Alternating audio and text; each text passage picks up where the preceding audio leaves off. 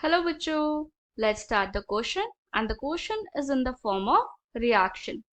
So the question says PHOH, that is phenol, reacts with potassium and gives a gaseous product A.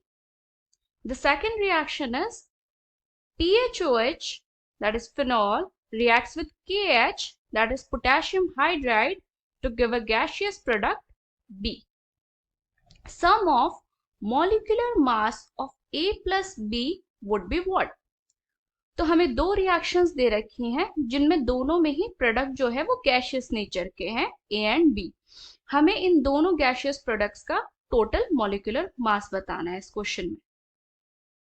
सो बच्चों, हमारा की concept क्या होना चाहिए इस क्वेश्चन का कि हमें आइडेंटिफाई करना है हमारे प्रोडक्ट्स क्या हैं और फिर उनका मॉलिक्यूलर मास कैलकुलेट करना है। तो पहला स्टेप है आइडेंटिफिकेशन का, तो हमारा की कॉन्सेप्ट होगा identify the products obtained in the above reaction.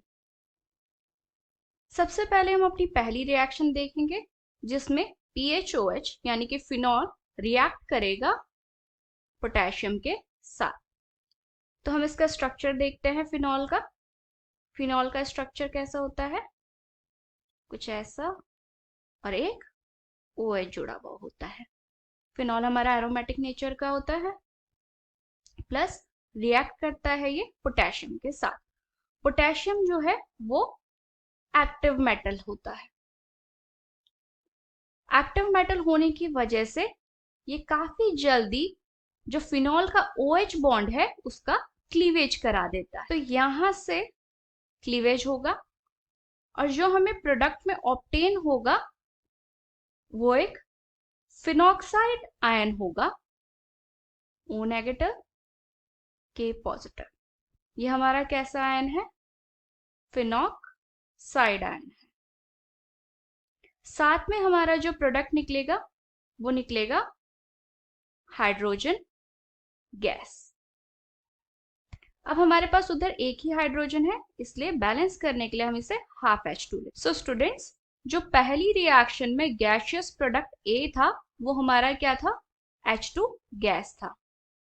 ये है हमारा पहली रिएक्शन का आंसर। अब हम देखेंगे सेकेंड रिएक्शन में क्या प्रोडक्ट ऑब्टेन हुआ है। सेकेंड रिएक्शन में क्या होता है? जो फिनॉल है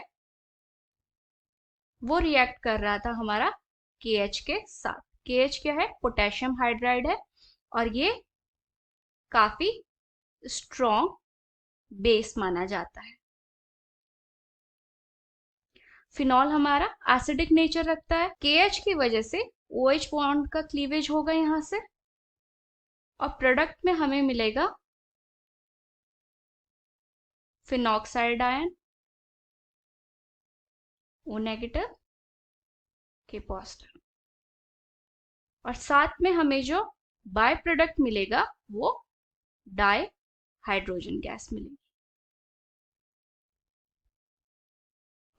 तो बच्चों, सेकेंड रिएक्शन में जो हमें प्रोडक्ट ऑब्टेन हुआ है गैसियस प्रोडक्ट वो था H2 गैस। ये है हमारा B। अब हम अपने रिजल्ट कैलकुलेट करेंगे। तो हमें मॉलिक्यूलर मास कैलकुलेट करना था टोटल A प्लस B का। A था हमारे पास हाफ H2 प्लस B था हमारे पास H2। तो जो हाफ H2 होता है उसका जो मॉलिक्यूलर मास होता है एक हाइड्रोजन का वो 1 होता है, बट हमारे पास 2 हाइड्रोजन है इसलिए हम 2 से मल्टीप्लाई करेंगे और स्टोइचियोमेट्रिक कोएफिशिएंट आगे लगा हुआ है हाफ, तो हम उससे भी मल्टीप्लाई करेंगे। ये था हमारा A। जो B था वो था H2 गैस, हाइड्रोजन का मास 1 इंटू 2 बिकॉज 2 हाइड्रोजन है हमारे पास। ये जो कैलकुलेट कर आया है ये आया है 1 प्लस 2 इज इक्वल टू 3।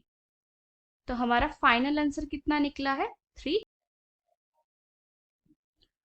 तो बच्चों, हमारा जो आंसर कैलकुलेट कर आया कि sum of molecular masses of A plus B वो कितना आया है? 3।